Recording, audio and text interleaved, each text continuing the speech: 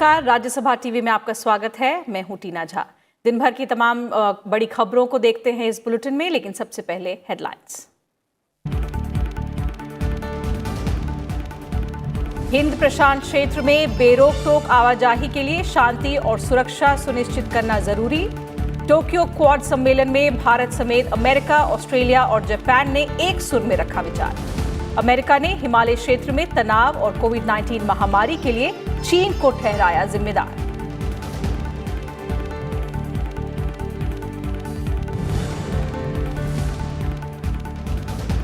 कोविड-19 से मिलकर लड़ेंगे भारत और अमेरिका। टोक्यो में क्वाड देशों की बैठक से पहले विदेश मंत्री एस जयशंकर की अमेरिकी विदेश मंत्री माइक पोम्पेयो से मुलाकात।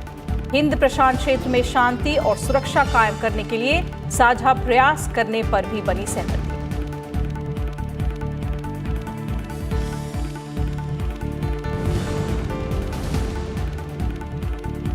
बिहार विधानसभा चुनावों के लिए एनडीए में हुआ सीटों का बंटवारा।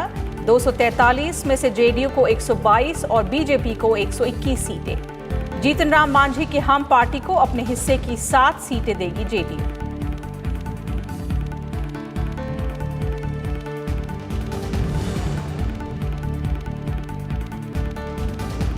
भारत में कोरोना के सक्रिय मामलों में लगातार आ रही है कमी। कुल संक्रमित मामलों में 13.75% ही सक्रिय मामले। देश में अब तक हुए लगभग 8 करोड़ परीक्षण।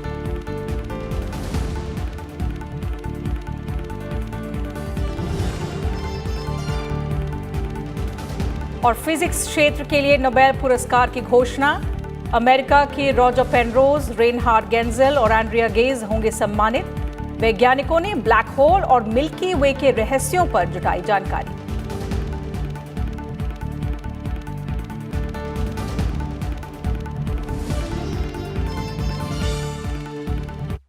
जापान में हो रहे क्वाड सम्मेलन में आज भारत ने दक्षिण चीन सागर में सभी देशों के लिए बाधा रहित आवागमन, इस क्षेत्र में बसे देशों की संप्रभुता और अखंडता की जोरदार वकालत की।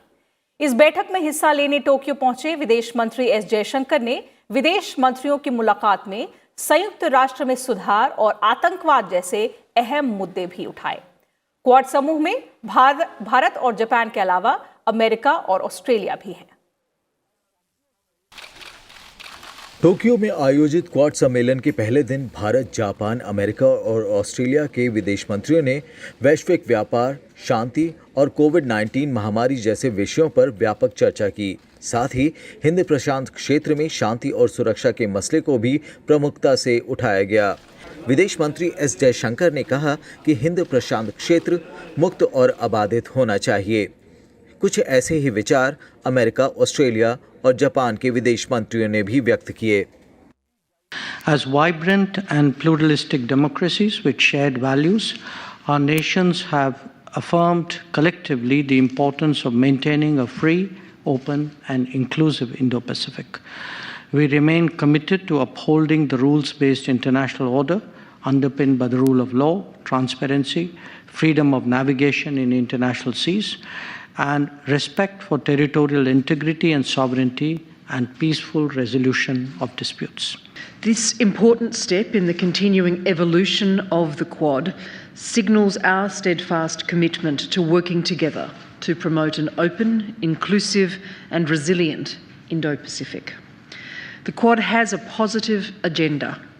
It's a diplomatic network that assists us as democracies to align ourselves in support of shared interests.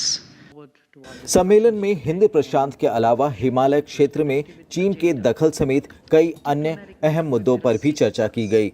अमेरिकी विदेश मंत्री माइक पोम्पियो ने कहा कि चीन का एक तरफा बर्ताव इस क्षेत्र में तनाव का कारण बन रहा है। I also look forward to renewing our resolve to protect our precious freedoms and the sovereignty of the diverse nations of the region. As partners in this Quad, it is more critical now than ever that we collaborate to protect our people and partners from the CCP's exploitation, corruption, and coercion. We've seen it in the South and East China Seas, the Mekong, the Himalayas, the Taiwan Strait. These are just a few examples. Mike Pompeo ने कोविड-19 महामारी के लिए सीधे तौर पर चीन को जिम्मेदार ठहराया। When we met now last year, the landscape was very different. We couldn't have imagined a pandemic that came from Wuhan. That crisis was made infinitely worse by the Chinese Communist Party's cover-up. The regime's authoritarian nature led its leaders to lock up and silence the very brave Chinese citizens who were raising the alarm. America stands with each of you as we work to achieve victory over this horrible pandemic and rebuild our economies together.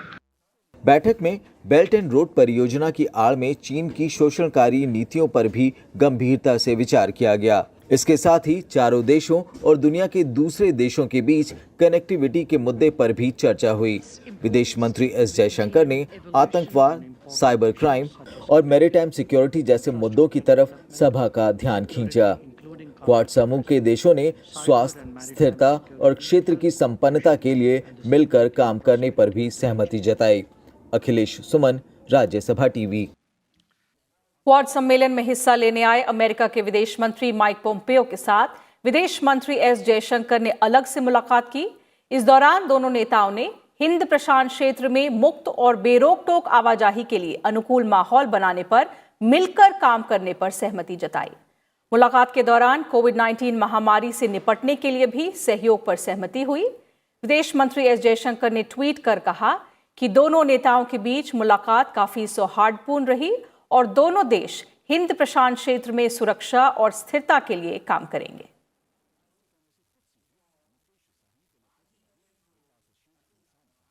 आगे बढ़ते हैं। बिहार विधानसभा चुनाव के लिए NDA में सीटों का बंटवारा हो गया है। आज पटना में एक साझा प्रेस वार्ता के दौरान सीट बंटवारे को लेकर ऐलान किया गया। इस मौके पर मुख्यमंत्री नीतीश कुमार और उप मुख्यमंत्री सुशील कुमार मोदी भी मौजूद रहे। बिहार विधानसभा चुनाव के लिए एनडीए में सीट बंटवारे को लेकर सहमति बन गई है। प्रदेश के कुल 243 विधानसभा सीटों में से 122 सीटें जेडीयू और 121 सीटें बीजेपी के खाते में आई हैं। हाल ही में जीतन राम मांझी की हम पार्टी भी एनडीए के साथ आई है। जनता दल यूनाइटेड अपने हिस्से की 122 सीटों में से 7 सीटें हम पार्टी को देगी, जबकि मुकेश साहनी की विकासशील इंसाफ पार्टी के साथ बीजेपी की सकारात्मक बातचीत चल रही है। ऐसे में तालमेल बैठने पर बीजेपी अपने हिस्से की 121 सीटों में से मुकेश साहनी की पार्टी को चुनाव लड़ने के लिए सीट देगी। 2005 में और 2006 से जो हम लोगों ने काम करना शुरू किया, सब चीज समय पर करना शुरू किया, चाहे शिक्षा का क्षेत्र हो, स्वास्थ्य का क्षेत्र हो, विकास का क्षेत्र हो। और हम लोग प्रारंभ से कहते रहे न्याय के साथ विकास, यानी समाज के हर तबके का उत्थान और हर इलाके का विकास, वही काम हम लोग करते चले आ रहे हैं किसी भी क्षेत्र में। और इसके बारे में तो सबको पता है और किस तरह से हम लोगों ने काम किया, ये बता रहे थे अभी। ये ऐसा गठबंधन है और आज का संबंध नहीं है। 96 से लेकर आज तक बीच के कुछ 2-3 वर्षों के कार्यकाल को छोड़ दें, इतना लंबा अनुभव और कार्यकाल हम लोग का रहा है। जो कोई इफ एंड बट नहीं है और कोई बीजेपी, जेडीयू और साथ में वीआईपी पार्टी और हम पार्टी, ये 4 दलों का गठबंधन है। बीजेपी सांसद संजय जायसवाल ने कहा कि बिहार में बीजेपी और जेडीयू का गठबंधन अटूट है। उन्होंने ये भी कहा कि प्रदेश में नीतीश कुमार ही एनडीए का चेहरा है और उनकी बिना अनुमति के एनडीए में न कोई आ सकता है और न कोई जा सकता है। भारतीय जनता पार्टी इस चुनाव में जदयू के साथ अटूट गठबंधन है। साथ ही हमारी विकासशील इंसान पार्टी से सकारात्मक बातचीत भी चल रही है। आप सब जानते हैं कि जेडीयू के साथ हिंदुस्तान आवाम मोर्चा भी एनडीए गठबंधन का एक अहम साझेदार है। लोजपा हमारे सहयोगी थे, किंतु बिहार में भाजपा और जेडीयू का जो गठबंधन है उसमें श्री नीतीश कुमार जी ही हमारे गठबंधन के चेहरे हैं। इसमें कोई भ्रम नहीं है। लोजपा नेता श्री रामविलास पासवान जी का हम सम्मान करते हैं। बिहार की 243 सीटों के लिए 3 चरण में मतदान कराया जाना है। इनमें पहले चरण के तहत 28 अक्टूबर को 71 सीटों के लिए वोट डाले जाएंगे। पहले चरण के मतदान के लिए नामांकन प्रक्रिया भी जारी है। वहीं दूसरे चरण के तहत 3 नवंबर को 94 और तीसरे चरण के तहत 7 नवंबर को 78 सीटों के लिए वोटिंग होगी। 10 नवंबर को मतगणना होगी और चुनाव की प्रक्रिया 12 नवंबर तक पूरी की जाएगी। बिहार में विधानसभा का मौजूदा कार्यकाल 29 नवंबर को समाप्त हो रहा है। Bureau report, Rajya Sabha TV. कोविड-19 महामारी के बीच त्योहारी मौसम को देखते हुए केंद्रीय स्वास्थ्य मंत्रालय ने भीड़-भाड़ वाले आयोजनों के लिए दिशा निर्देश जारी किए हैं। इनमें कार्यक्रमों के लिए बड़ी जगह की व्यवस्था, सामाजिक दूरी सुनिश्चित करने के अलावा मूर्तियों और ग्रंथों को नहीं छूने जैसे उपाय शामिल हैं, जिससे कोरोना वायरस से संक्रमण पर काबू पाया जा सके। मंत्रालय के दिशा निर्देश अनुसार केवल कंटेनमेंट जोन के बाहर ही त्योहारों के लिए अनुमति दी जाएगी। प्रतिबंधित क्षेत्रों के निवासियों को अपने घरों के अंदर ही त्योहार मनाने के लिए प्रोत्साहित किया जा सकता है। साथ ही ऑर्केस्ट्रा को अनुमति नहीं दी जानी चाहिए। कार्यक्रम स्थल पर सभी के लिए मास्क का उपयोग अनिवार्य होगा। हर समय न्यूनतम 6 फुट की भौतिक दूरी का पालन करने को भी कहा गया है। इसके अलावा थर्मल स्क्रीनिंग पर भी जोर दिया गया है।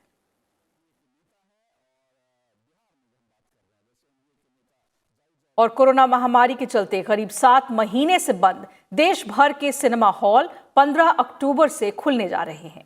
सूचना और प्रसारण मंत्री प्रकाश जावड़ेकर ने सिनेमा हॉल के लिए मानक संचालन प्रक्रिया यानी SOP जारी कर दी है। इसके तहत कोरोना संक्रमण रोकने के लिए सख्त दिशा निर्देशों का पालन करना होगा। कोरोना काल में पिछले 7 महीनों से बंद सिनेमा हॉल 15 अक्टूबर से खुलेंगे। सूचना और प्रसारण मंत्रालय ने इसके लिए मानक संचालन प्रक्रिया SOP जारी की है। इसके मुताबिक सिनेमा हॉल में 50% लोगों को ही बैठने की अनुमति होगी। सुरक्षित दूरी का पालन करने के लिए हर दूसरी सीट खाली रखी जाएगी। फेस मास्क अनिवार्य होगा। सिनेमा हॉल के भीतर हाथ धोने और सैनिटाइजर का प्रबंध करना होगा। टिकट बेचने के लिए अधिकतर काउंटर खोले जाएंगे, लेकिन ऑनलाइन बुकिंग को बढ़ावा दिया जाएगा। खाने पीने का सामान पैक्ड ही मिलेगा और उसके लिए भी अधिक काउंटर खोले जाएंगे। हर शो के बाद सिनेमा हॉल को पूरी तरह से सैनिटाइज करना होगा। हॉल के भीतर AC का तापमान भी 24 से 30 डिग्री सेल्सियस के बीच रखा जाएगा। सिंगल स्क्रीन सिनेमा हॉल में हवा के आने जाने का भी इंतजाम करना होगा। हर शो से पहले और मध्यांतर में कोरोना से बचाव के लिए जरूरी दिशा निर्देशों से संबंधित 1 मिनट की फिल्म भी दिखाई जाएगी। सुरक्षित दूरी, मास्क और सैनिटाइजर इसका उपयोग बाध्यकारी है। एक कोरोना के संदर्भ में एक जागृति निर्माण करने वाली फिल्म 1 मिनट की या अनाउंसमेंट या तो शो के पहले भी और मध्यंतर के पहले और मध्यंतर के बाद ये दिखाना कंपलसरी है। 2 शोज में स्टैगर्ड टाइम टेबल चाहिए कि पूरा हॉल सैनिटाइज होकर दूसरे लोग आकर बैठेंगे और आने जाने वालों का ज्यादा संपर्क नहीं रहेगा, ऐसी व्यवस्था होनी चाहिए। केंद्रीय सूचना और प्रसारण मंत्री प्रकाश जावड़ेकर ने बताया कि फिल्म उद्योग से जुड़े लोगों से विचार विमर्श कर ये SOP तैयार की गई है। उन्होंने उम्मीद जताई कि इनका सख्ती से पालन होगा और सिनेमा हॉल आने वाले लोग कोरोना से सुरक्षित रहते हुए फिल्मों का आनंद ले सकेंगे। Bureau report, Rajya Sabha TV. देश में पिछले 2 हफ्ते में कोविड के सक्रिय मामलों में कमी आई है। स्वास्थ्य मंत्रालय ने बताया है कि वायरस को नियंत्रित करने के लिए किए जा रहे प्रभावी कार्यों से संक्रमित लोगों की संख्या 10 लाख से नीचे बनी हुई है। कुल संक्रमित मामलों में से 13.75% मरीज ही अभी अस्पताल में भर्ती हैं। देश में कोविड से स्वस्थ होने की दर लगातार बढ़ रही है। वर्तमान में ये 84.70% हो गई है। देश में अब तक 8 करोड़ 11 लाख से अधिक कोरोना नमूनों की जांच की गई है। पिछले 24 घंटों के दौरान करीब 11 लाख कोविड नमूनों की जांच की गई है। देश में कोरोना से स्वस्थ होने वालों का आंकड़ा लगातार बढ़ रहा है। केंद्रीय स्वास्थ्य मंत्रालय के मुताबिक एक दिन में 75,787 मरीजों के स्वस्थ होने के साथ स्वस्थ होने वालों की कुल संख्या 56,62,000 से ज्यादा हो गई है। देश में कोविड-19 से स्वस्थ होने वालों की दर 84.70% हो गई है। हालांकि पिछले 24 घंटे के दौरान कोविड-19 के 61,267 नए मामले सामने आने के बाद कुल संक्रमितों का आंकड़ा 66 लाख के पार पहुंच गया है। कोरोना संक्रमण से पिछले 24 घंटे में 884 लोगों की मौत हुई है। इसके साथ ही मृतकों की कुल संख्या 1,03,569 हो गई है। अभी देश में कोरोना के 9,19,023 सक्रिय मामले हैं, जबकि मृत्यु दर 0.55% है। Bureau report, Rajya Sabha TV. और पिछले 2 हफ्तों में देश में कोरोना के 10 लाख से कम सक्रिय मामले हैं और रिकवरी दर 84% से अधिक हो गया है। औसत दैनिक कोरोना वायरस के पॉजिटिव रेट में कमी आई है। नई रिकवरी रेट हाल के दिनों में नए मामलों की तुलना में अधिक रही है। वहीं एक सप्ताह में 80 लाख से अधिक टेस्ट किए गए हैं।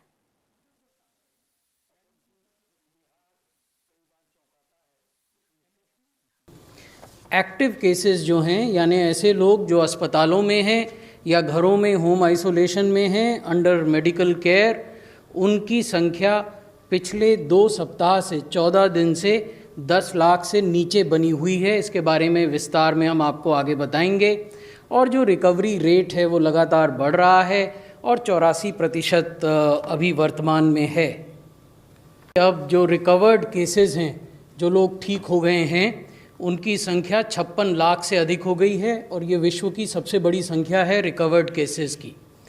देश में 8 करोड़ से ज़्यादा टेस्ट अब तक किए जा चुके हैं, 8 करोड़ 10 लाख से भी अधिक, और ये विश्व की दूसरी सबसे बड़ी टेस्ट की संख्या है। साथ ही अगर इस सप्ताह के टेस्ट्स की संख्या को देखें तो 80 लाख टेस्ट हुए हैं।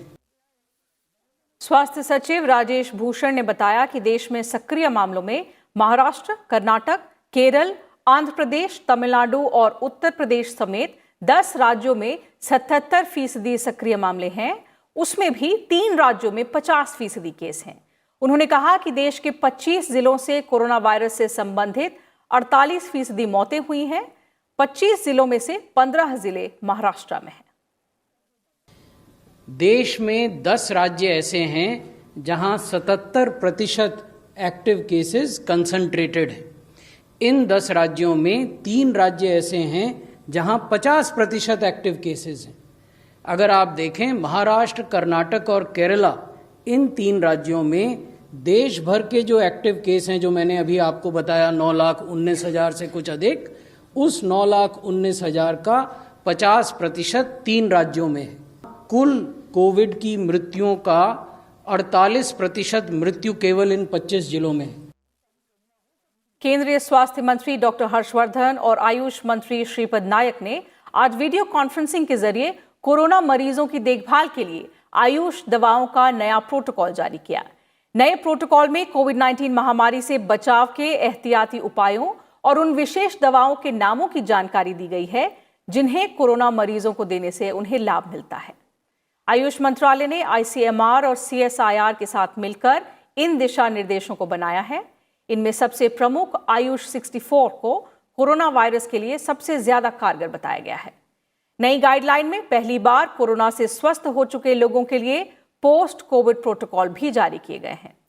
क्लिनिकल स्टडीज से यह साबित हुआ है कि अश्वगंधा, लौंग और गिलोय जैसी औषधियां सूजन कम करने, एंटीवायरल, रोग प्रतिरोधक क्षमता बढ़ाने में कारगर हैं, जिससे कोविड-19 में बचाव मिलता है।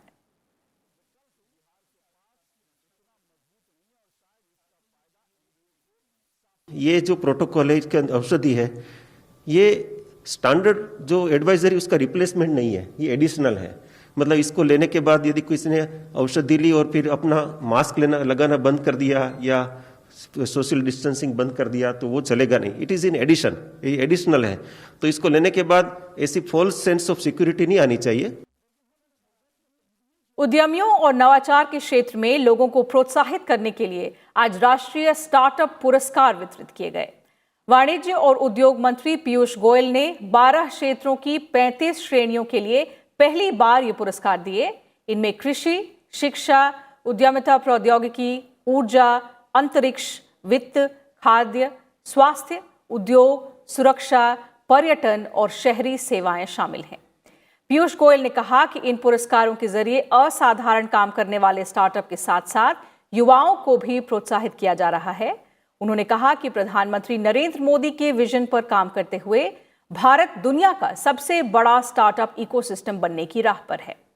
पुरस्कारों को अपने आप में बेहद खास बताते हुए उन्होंने कहा कि ये पहली बार है जब नए विचारों और काम के नए तरीकों को एक पहचान दी गई है।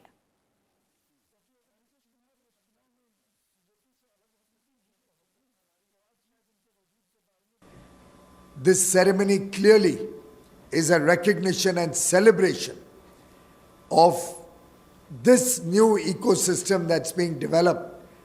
And India today boasts the third largest startup ecosystem in the world, with over 21 unicorns and over $50 billion raised in terms of startup capital support in the last 5 years, speaks volumes for the effort that this team in the industry ministry has put in to make this a vibrant and enduring sector going forward. देश के श्रवण बाधित छात्रों के लिए NCERT की पाठ्य पुस्तक भारतीय सांकेतिक भाषा में उपलब्ध होंगी। भारतीय सांकेतिक भाषा अनुसंधान प्रशिक्षण केंद्र और राष्ट्रीय शैक्षिक अनुसंधान और प्रशिक्षण परिषद के बीच इसे लेकर ऐतिहासिक समझौते पर हस्ताक्षर किया गया। समझौते के तहत एनसीईआरटी की हिंदी और अंग्रेजी की पाठ्य पुस्तकों, हैंडबुक और अन्य पूरक सामग्री को डिजिटल प्रारूप में भारतीय सांकेतिक भाषा में परिवर्तित किया जाएगा। इस मौके पर मानव संसाधन मंत्री रमेश पोखरियाल निशंक ने कहा कि सामाजिक न्याय और अधिकारिता मंत्रालय ने पिछले 6 सालों में दिव्यांगजनों के उत्थान और कल्याण के लिए बेहतरीन काम किया है।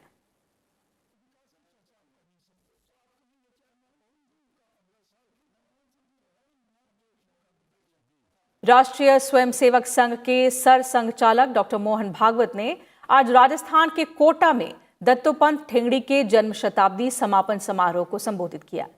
इस मौके पर उन्होंने भारतीय किसान संघ में दत्तोपंत ठेंगड़ी के योगदान को याद किया। दत्तोपंत ठेंगड़ी भारतीय किसान संघ, भारतीय मजदूर संघ और स्वदेशी जागरण मंच के संस्थापक थे। भारतीय किसान संघ की स्थापना कोटा के दशहरा मैदान में की गई थी।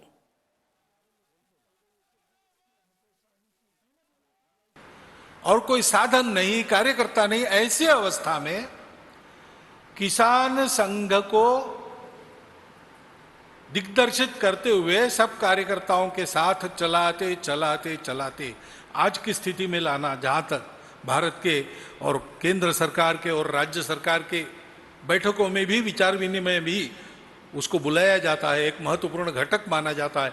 इस अवस्था तक उसको लाना, ये जो उपेक्षा और विरोध के कालखंड को पार करने का बाह्य दृष्टि से बड़ा कठिन उद्यम रहता है, उसमें वही हमारे एक तरह से नेता थे। दिल्ली से सटे गाजियाबाद के हिंडन एयरबेस पर वायुसेना के जवानों ने आज फुल ड्रेस रिहर्सल की। ये रिहर्सल 8 अक्टूबर को होने वाले वायुसेना दिवस के पहले की गई।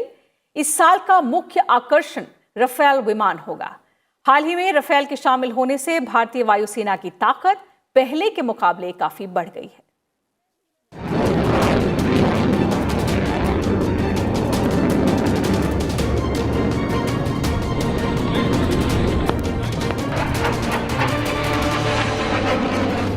हवा में करतब दिखाते वायुसेना के जाबाज।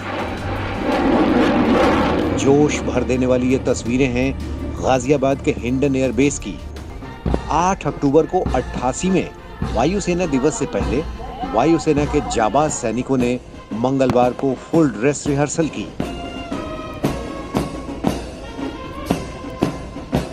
इस आयोजन का मुख्य आकर्षण रहा राफेल विमान, जिसे पिछले महीने ही वायुसेना के बेड़े में शामिल किया गया। प्रदर्शन के दौरान तेजस, जगुआर, मेघ, सुखोई, चिनूक और डॉनियर सहित कई अत्याधुनिक विमानों ने वायुसेना की ताकत का एहसास कराया।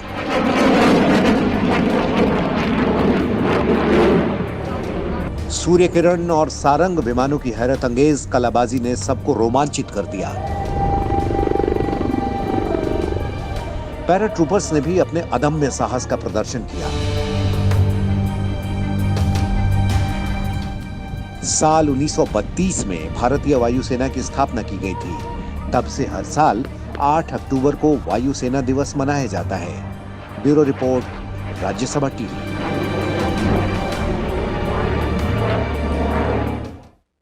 भौतिकी के क्षेत्र में साल 2020 के लिए नोबेल पुरस्कार की घोषणा कर दी गई है। इस साल भौतिकी का नोबेल पुरस्कार रॉजर पेनरोज, रेनहार्ड गेंजिल और एंड्रिया गेज को दिया जाएगा। तीनों वैज्ञानिकों की खोज अंतरिक्ष में मौजूद ब्लैक होल से जुड़ी है। यूनाइटेड किंगडम में पैदा हुए और ऑक्सफोर्ड यूनिवर्सिटी में पढ़ाने वाले रॉजर पेनरोज ने पता लगाया है कि ब्लैक होल के निर्माण को सापेक्षता के सिद्धांत पर समझा जा सकता है। यह सिद्धांत एल्बर्ट आइंस्टाइन ने दिया था। दूसरी तरफ हमारी आकाश गंगा के केंद्र में मौजूद एक अदृश्य लेकिन बेहद शक्तिशाली ऑब्जेक्ट यानी ब्लैक होल की खोज के लिए रेनहार्ड गेंजिल और एंड्रिया गेज को इस पुरस्कार से सम्मानित किया जाएगा।